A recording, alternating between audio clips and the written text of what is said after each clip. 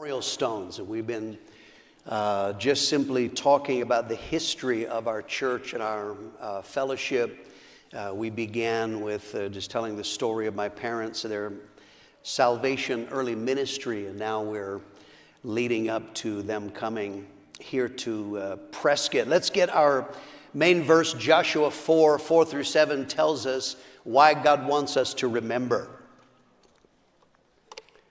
Then Joshua called the 12 men, whom he had appointed from the children of Israel, one man from every tribe. And Joshua said to them, "Cross over before the ark of the Lord, your God, into the midst of the Jordan, and each one of you take up a stone on his shoulder, according to the number of the tribes of the children of Israel, that this may be a sign among you, when your children ask in time to come, saying, 'What do these stones mean to you?'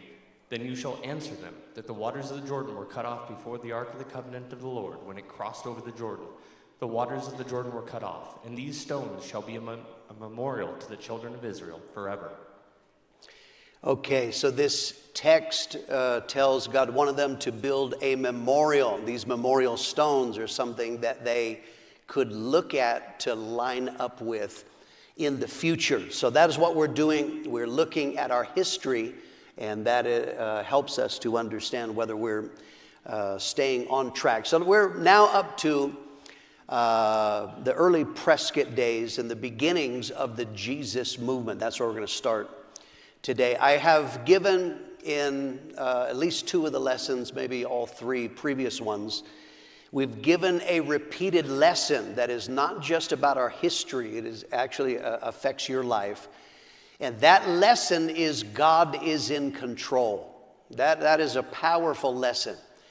God is in control in life. He doesn't just watch. God is not just an observer. He orchestrates. He arranges things. God makes plans. That is what the Bible tells us for every person, for every church. There are specific things that He wants to happen with specific people in specific ways. Acts 9, verse 15 is the New Century Version. But the Lord said to Ananias, "Go, I have chosen Saul for an important work. He must tell about me to those who are not Jews, to kings, and to the people of Israel." Okay, so this is God saying, I have chosen Saul for an important work. And so that is destiny, that is God's plans. All right, but here's the point I want to make to you right now. The will of God is not a perfectly straight line. It is not like God tells you something here, this is where you should be, and you make a perfectly straight line and you reach the will of God from revealing to fulfillment. The story of our church and our fellowship with my parents, I have shared with you. This is why I didn't just start with Prescott. My parents' story of the will of God was actually one of frustration, of starts and stops. I've told you about problems and disappointment. I've told you that my father in his ministry, very frustrated with not seeing genuine conversions in early ministry, and frustration with the structure that he was working with, not having support. And so it wasn't a perfectly straight line. I told you how he quit the ministry for a time. When you are dealing with problems and frustrations, you can come to wrong conclusions, as my father did on several occasions. The wrong conclusions that you can come to is, God doesn't care about me. If He told me to do something, but somehow it seems to be going backwards or things going wrong, it's like, God, don't you care? If you cared, you would make it point A to point B at a perfectly straight line. That's wrong. Or when you're battling with frustrations, you can come to the conclusion that I don't have what it takes. Yes, God did speak. Yes, He does have a plan, but apparently I can't do it. I don't have what it takes. All right, this is a very powerful lesson here. God moves, when He plans something, He moves on parallel tracks. In other words, in your life, you may be dealing with a frustration, and all you are seeing is you. But at the exact same time that you are dealing with what you're dealing with, God is working His will on a parallel track. I told you last week, we ended with, my parents went to Carson, California. They were only there for 90 days. Now, several numbers of years of frustration are coming to a head.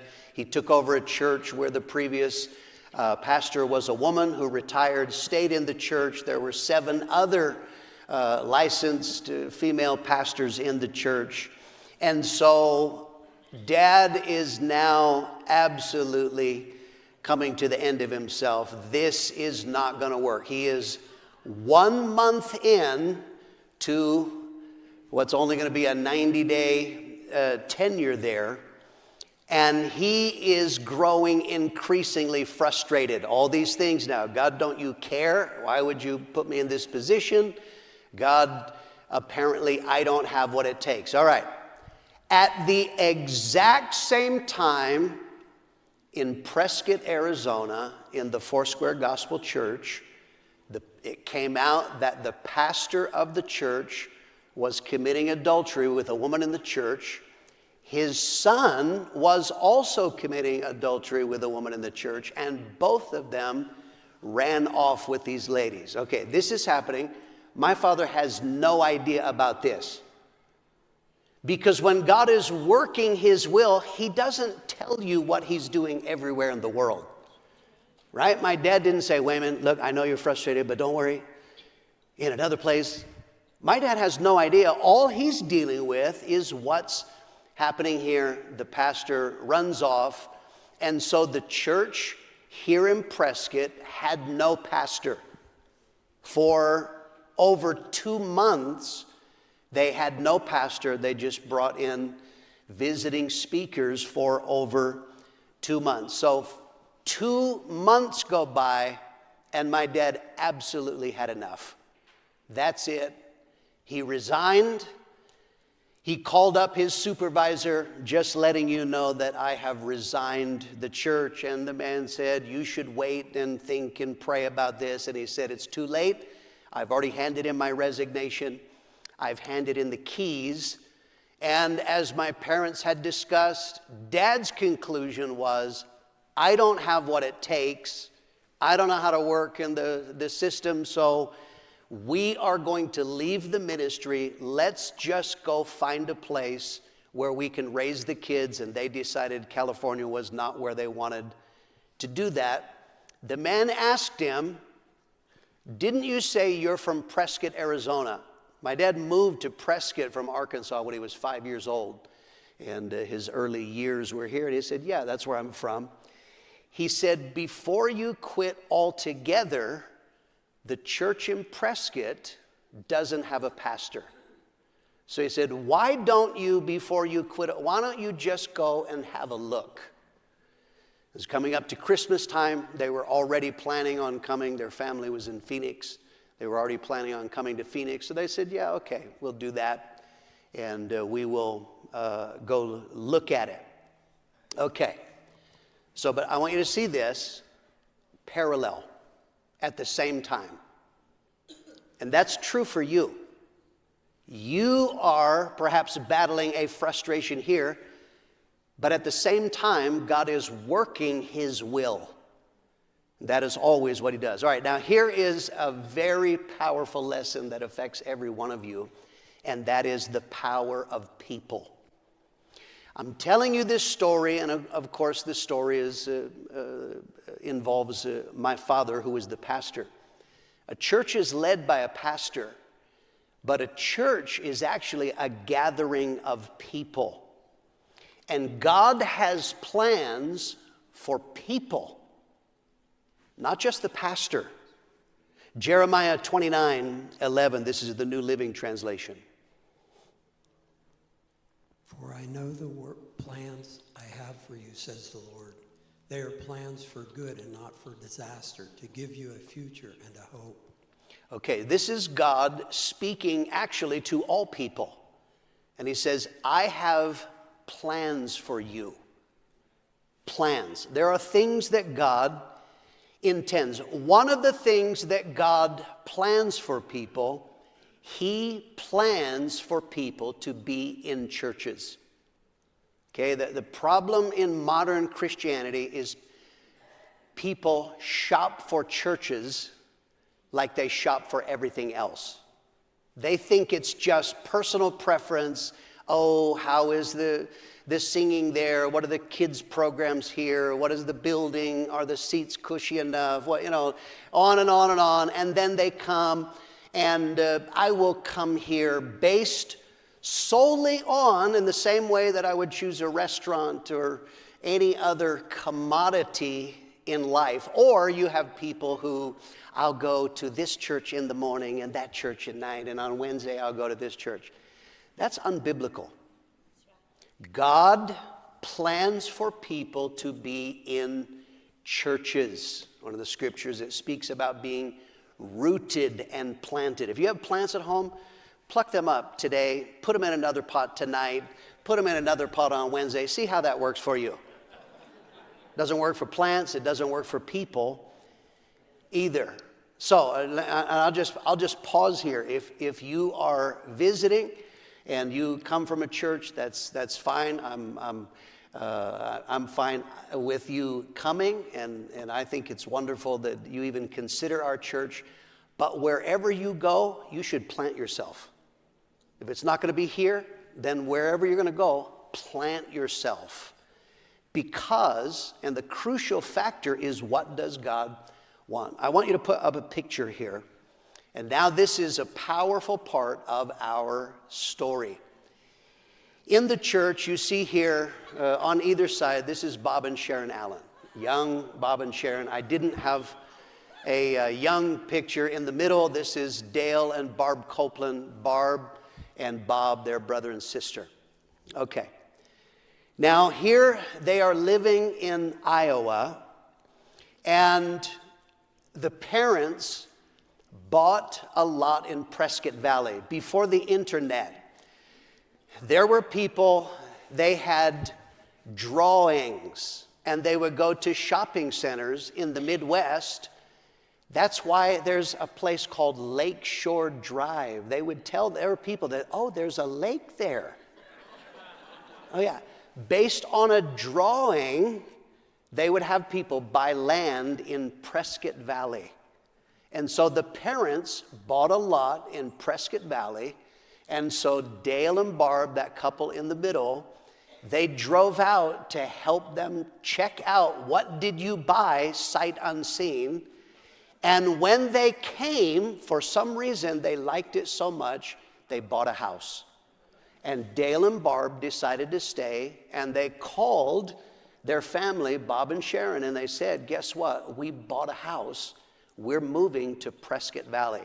If I remember right, there were only, I think Robert Road was 4 blocks long, if I remember right. There were 11 houses then.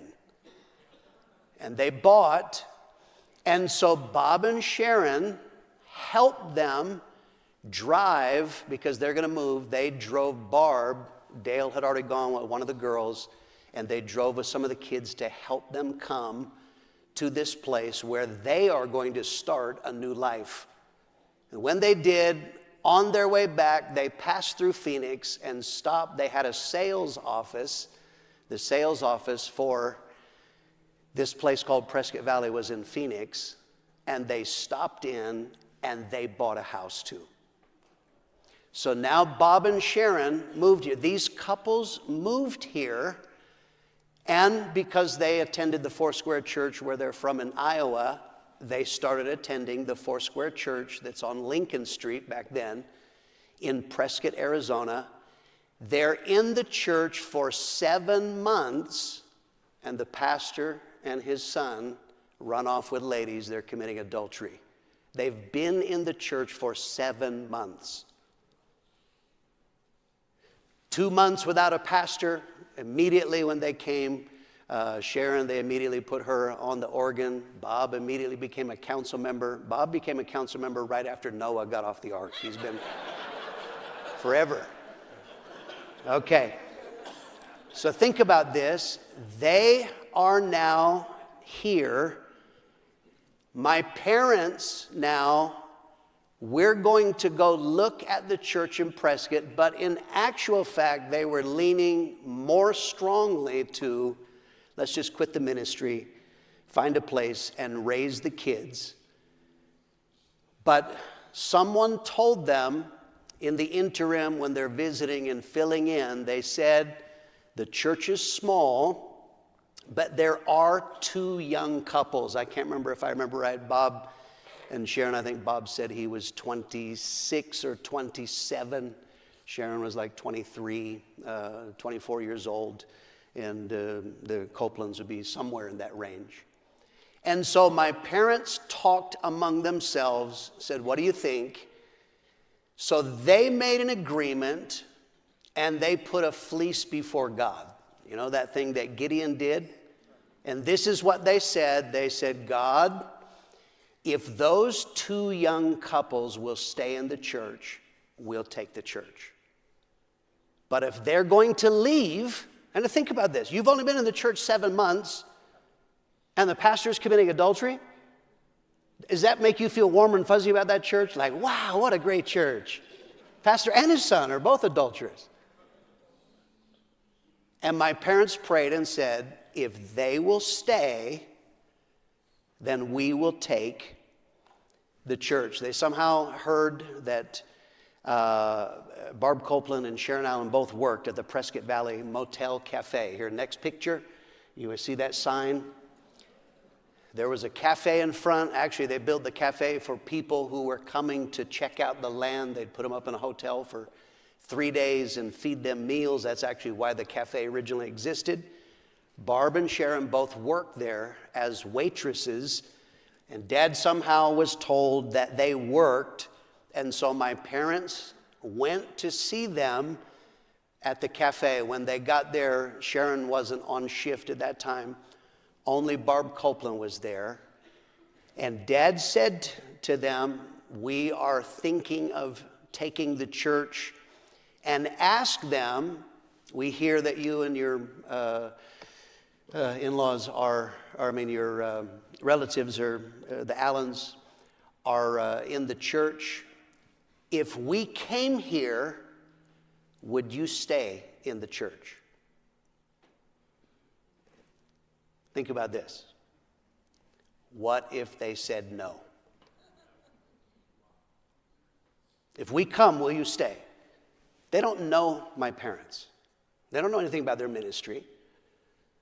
I asked Sharon about this. She seemed to think that Barb wasn't terribly enthusiastic, but apparently she said yes well enough that my parents said, all right, we'll take the church.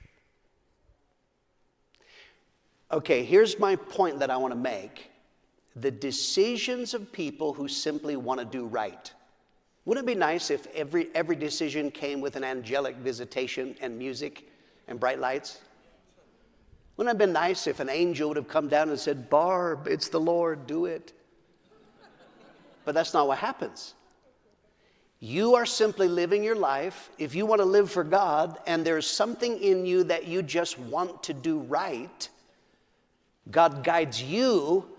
But listen, the choices you make have powerful impact. Do you understand that? What people do, and that's why it matters whether you come to church. It matters whether you pray. Never think what I do is not important. Think about that. You should thank Bob and Sharon Allen. Some of you owe your salvation because they simply made a choice. We're going to do right. God put us here, and we're going to do right. That is a powerful lesson of people power. Exodus 1:20 and 21. Therefore God dealt well with the midwives, and the people multiplied and grew very mighty. And so it was, because the midwives feared God, that he provided households for them. You'll find stories like this in the Bible. Here are midwives, you know the story there. Pharaoh made a decree, all male children are to be killed. But they said, we're going to do right. We just want to do right before God. That's not right. And because they said we want to do right, a baby boy named Moses was born and became a deliverer. My point is, any of you, if you knew my father and you think that he was a tremendous man, he could not do what he did without all of you. That's the power of people. I am now the pastor. I cannot do the will of God without you. Please never think, what am I doing here? What's my role? I must not be important. If you want to do right, there is wonderful power. So in January of 1970, my parents, we moved to Prescott, Arizona. And in the church in Lincoln Street, they got a picture here. This is the original building. This building, I think, seated 65 people. Very small, 606 Lincoln Street. And so in the first service, there were 29 people, 7 of which were the Mitchell family. Okay, so this is how God orchestrated His will, because He has plans for churches, He has plans for pastors, He has plans for people. Okay, you can't understand our church and our history as a fellowship unless you understand the Jesus movement. Very, very important. In the 1960s, the early 70s were a time of incredible change in America. Just some pictures of, there was unrest, there was protests, there were race riots, there were anti-war protests, national turmoil, the nation. It was incredibly divided politically, and protests all across America, riots all across America, opposition to the Vietnam War, and civil rights, and so on. During that time, young people rebelled against conventions or against things that were the norms of society. They rebelled against marriage. They rebelled against work. They rebelled against expectations of money. And there began to be the hippies. Hippies were just young people. They had outward manifestations of rebellion, whether that was their hair, whether that was the way they dressed. Drugs began to be very, very widespread, and there was a great wave of sexuality, promiscuity all throughout America. But God began to move supernaturally among young people in America. And this is very, very important. Okay, we're going to talk about revival. Not a series of meetings. That is, we call them revival meetings because we want people to be revived. It's not what I'm talking about. Nor is revival, please never come and tell me how exciting it is that they're having revival in some place that basically is they're worshiping for a long time. That is not revival. Revival is only genuine when it results in widespread conversions. So what God began to do, this was a national revival. Young people who are rebelling at the same time began to have a hunger for spiritual things. Many of them, that began to be Eastern religion. But interestingly, some of them were drawn. There was nothing in them that would normally draw them to church. But they began to be interested. People began to get saved supernaturally. This is one of the marks of revival. When there is a genuine or a national revival, normally you can always get people saved. I don't care what's going on in the world. That is normally connected always to personal witnessing and evangelism.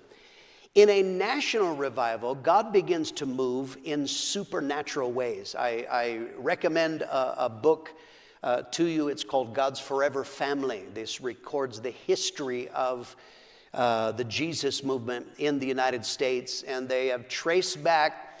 Most of these kinds of revival scholars agree that the revival began with a couple in San Francisco, Ted and Elizabeth Wise. They were heavily involved in drugs. He was cheating on her, very immoral. She started going to a Baptist church and and got saved. And she began to tell these straight-laced Baptist, conservative, white people, pray for my husband, not understanding how out of his mind he was. And Ted resisted. He wanted nothing to do with it. While he was high on LSD, God dealt with him. This is what I say, when God is at work supernaturally. I'm not recommending LSD as an outreach tool, okay? That is not the point. If you read God's Forever Family, like, wow, that's okay. That is not the point. But he had an encounter with God. He said, God showed me a vision of the rat, and he said, the rat was me. And this is while he is stoned out of his mind on acid. And he has a conversion experience. Immediately, when people get saved, genuinely, they want to tell other people. So Ted Wise began telling all of their hippie drug friends about Jesus. They started getting saved. They would often, and again, I'm not recommending this, but they're getting stoned reading the Bible. And some of them, God began to supernaturally save them.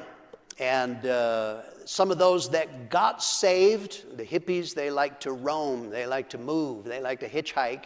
Some of them would get saved and would move on. And again, because they were genuinely saved, everywhere they went, they started witnessing, spread from San Francisco down throughout Southern California, up into Oregon and Washington, and people began to get saved. This was a move of God. This wasn't organized or planned. God was doing this. But one of the things that happened was, in that Baptist church, all of these strange creatures start coming into the church, and this caused turmoil. You got to imagine, they're straight-laced, white, conservative, middle-class people, and now these wild-looking people that take drugs and do all kinds of things.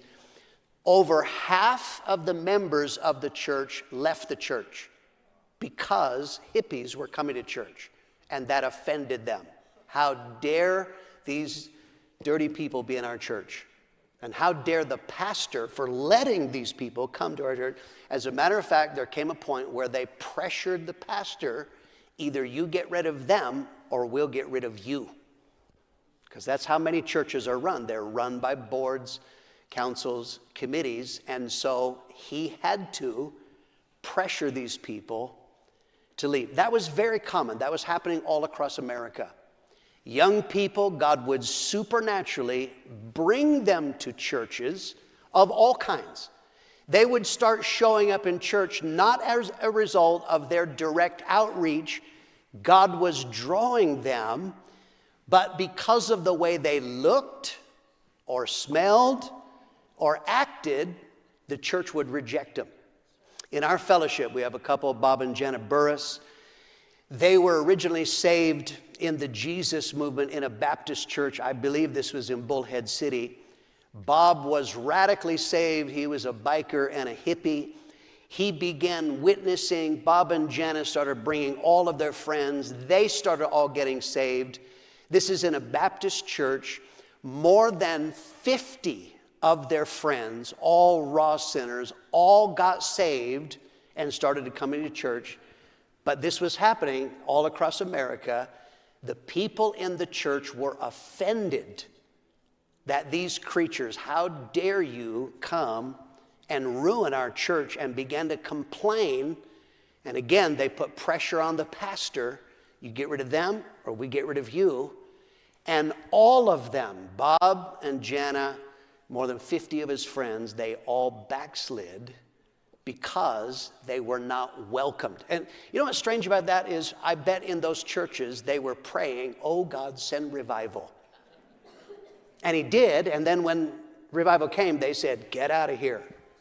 Not what they were praying for is, God, bring in people who look just like me.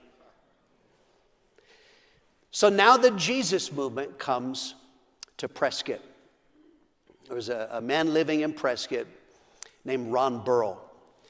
Ron Burrow was in a local band called Eden. They played all over here in Prescott and in different places. Ron Burrow drove with 4 of his friends. Apparently there was a dope famine here. There was no drugs to buy here, so they had to go down near Sierra Vista to buy marijuana. They bought 5 pounds of marijuana. They stopped in the desert, all smoked. They're totally high.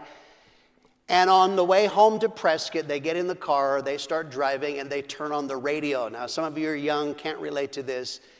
AM radio, it used to be, you had to be really close to the station in order to hear it. Because they're in Sierra Vista, when they turn on the radio, there was a man very close to Sierra Vista named A.A. Allen, and his ministry was located there. And he would broadcast on the radio. A.A. Allen attracted lots of African Americans, and so his song service wasn't hymns. When they turned on the music, it had a beat, had some music, and they said, hey, this is pretty good. So they're listening to the music, they're like, this is pretty good, and then A.A. Allen started preaching. And the guys in the back seat said, turn that blankety blank stuff off. But God was doing something supernatural in Ron's heart, and he said, no, I want to listen. The man driving was his cousin's husband, Jack Harris, and Jack said, no, man, that's cool if he wants to, let's listen. And so while stoned, he's listening to the preaching of the gospel, and God did something in his heart. And all of a sudden, he turned to Jack and he said, I'm not high anymore. God did a miracle in him. So when they get back to Prescott, Ron and his wife Susie, they decided they wanted to go to church. So his mom attended a local church. Back then it was called the Revival Center. And so Ron, Susie, and his half-brother Walter Portugal, they all went to church. But the problem was they had long hair. I'll put a picture up here. Just want to show you a picture here. This is Walter Portugal in the middle. He had his Jesus hair there. And I think this is later because Ron's hair is cut by that time. When they come to church, I don't even think Walter was saved. Immediately, the people started telling him, you have to cut your hair. Okay, and this is now to hippies, this is their identity. He's not even saved. You got to cut your hair if you're going to come to church here. Started putting great pressure on them. And so they said, we're not into that. So they all left and didn't come back to church there. The band Eden, Ron and Walter, were in a band together, this band called Eden. They had just signed a recording contract. They were about to go in later that day to record some songs. And they were in a park in Canto Park in Phoenix, Arizona. And Ron and Walter had acoustic guitars. They just started playing. And you know, in those days, young people were very attracted to music. Apparently there was a crowd of several hundred people listening to them play. But God had told a young man who had been saved in the Jesus movement, I want you to go to Encanto Park. There are some musicians there, and I want you to give them a message from me. So here they are, they're playing, they're about to go in the recording studio. This is their dream of the band, and a man walks through the crowd, comes right up to them, and tells them, God told me to tell you, music is your God. You're bound by a spirit of music. You need to repent and live for me, and you're supposed to be playing music for me. They cussed him out. They didn't receive that. Went on, recorded a couple of tracks, but God was moving on Ron Burrow. He had had this encounter, and now God is moving on him. A short time later, they're playing a concert. They've recorded some tracks. They're about to release this. And God moved on him one night supernaturally. At the end of the concert, he told them, I quit. I'm out of the band. I can't do this anymore. Eden continued as a band. They kept playing. And Ron and Susie, they started. Now, they tried to go to church, and they're just hung up on your hair. So Ron and Susie started having Bible studies at their house and witnessing to everyone. And then he was also a very small town. People knew him from the band. Eden kept on as a band, and they arranged to play a concert outdoors up at Thumb Butte. And so Ron, he still owned half of the equipment. So he went up, took some of the people that he had witnessed to, they're saved. They went up to the concert, started witnessing to people while the concert's going on. He went up to Walter and said, when you guys take a break, can I sing a couple of songs? Because now he started writing songs for Jesus, and they played as long as they could to keep him from doing that, but finally had to take a break, and Ron started singing now about Jesus and telling people over the microphone about Jesus. From the back of the crowd, a man yelled out, told him, you better shut up or I'm going to cut you. And Ron said, I just didn't feel that I should stop. And he kept on preaching, kept on saying, sure enough, this man smashed a quart bottle of beer and came with the intention of cutting him. And on the way up, a man saw him coming up and swung and knocked him out. Again, in a small town, word spread, what's happened to Ron? Ron has become a Jesus freak. My parents come in January of 1970. In late February, perhaps early March, he had a revival with this man that I've told you about several times, John Metzler. Very powerful revival. People are getting saved. God's doing a miracle. Ron's uncle had started attending church, and so he left a flyer out for Ron to see it. And on the last couple nights of revival, Ron and Susie came. Get a picture here of the Ron around this time. This is Ron. I think his hair was actually a bit longer when he came to church. But this is how he looked. And unlike the other church that, first of all, hassled you about your hair, my dad welcomed them. Now, I want you to understand this. My dad was nothing like hippies. There's not a single hippie who would come in and like, wow, he's one of us, right? But it didn't matter. My dad welcomed them. Began talking with Ron. Ron was telling about how I was witnessing to people, having Bible studies, and Ron and Susie were very generous, as they often would feed the people that would come to their house. And so after the revival, when it finished, my dad found out where they lived and showed up at their house with a couple of sacks of groceries. Said, this is just to help you when you're witnessing to people. That really made impact on Ron and Susie, and so they started coming to our church. They were the first hippies in our church, the very first ones that we had, and they witnessed to everyone and started inviting them. Numbers of their friends and their family got saved. A few months later, witnessed to Ron's cousin Patty Harris, and Patty got saved. And then a short time later, her husband Jack, he was the one in the car with him, scoring drugs when Ron got saved. Jack and Patty now came in, and my dad also welcomed them, not worrying about what they looked like. He was glad that they got saved. So here's a lesson. I want to stop. This is a lesson for all of us, and that lesson has to do with welcoming those who God brings. Luke 15, 1 and 2. Who has that? There's no scripture? Oh, we don't have it. Scribal error. Then all the tax collectors and sinners drew near to him to hear him. The Pharisees and scribes complained, saying, this man receives sinners and eats with them. Okay, so sinners are drawn to Jesus and religious people are complaining. You see how things never change? So here's the question. Many of you have been praying for revival.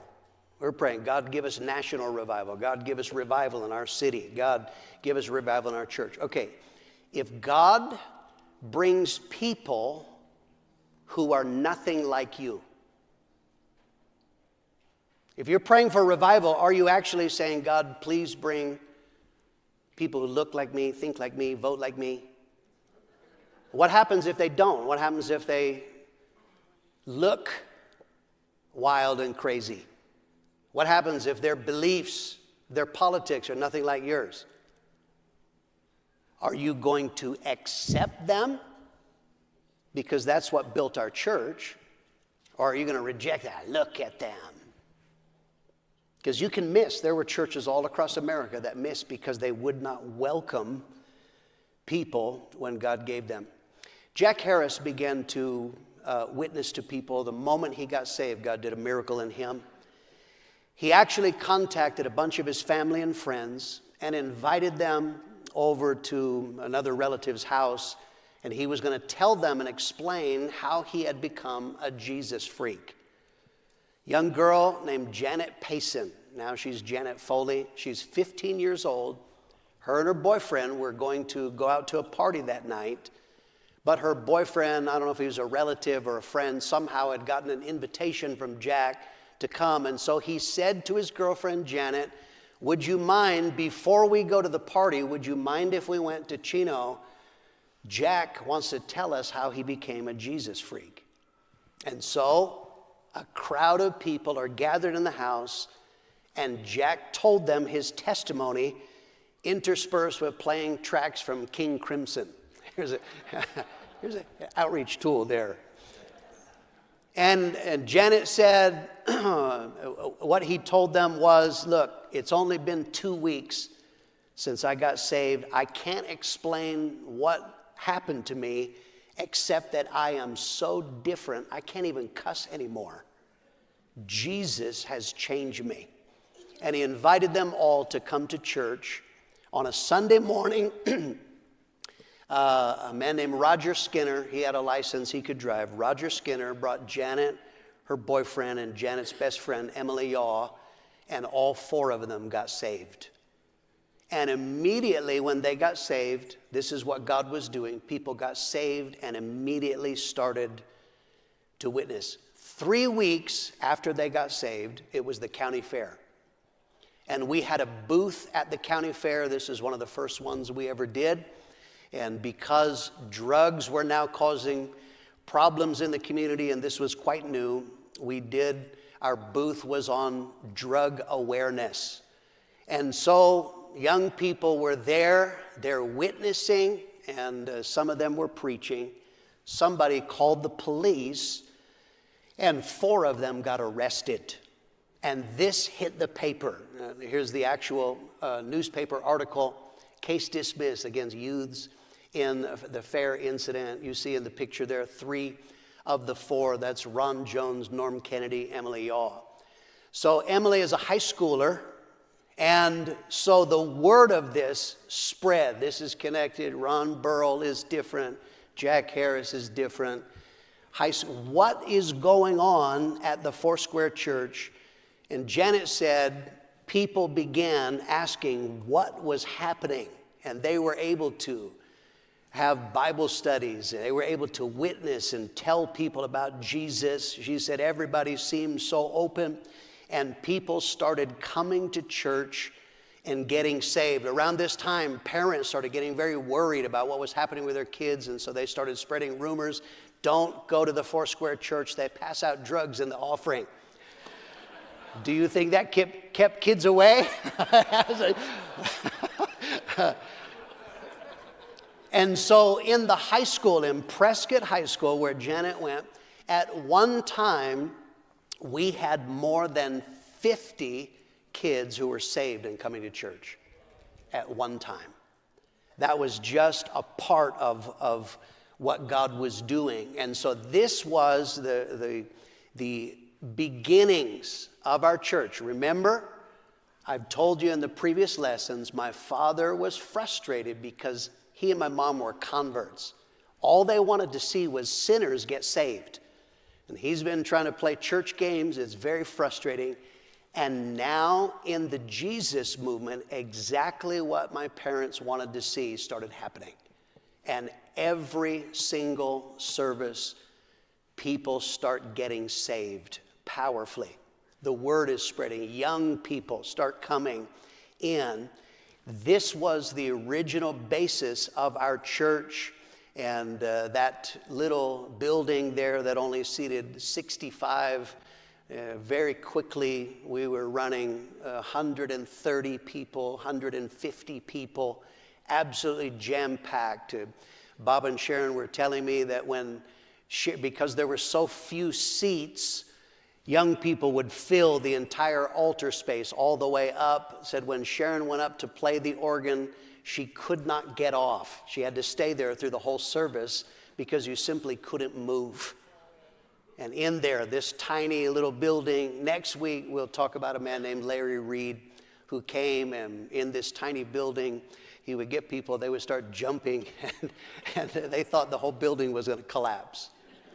But this is the birthplace of our church. It was birthed in the Jesus movement. And we're going to talk about this in the next lesson. We'll talk about music and how we begin to use music for revival. But this is what God did in our church, is a miracle. We are founded on conversions.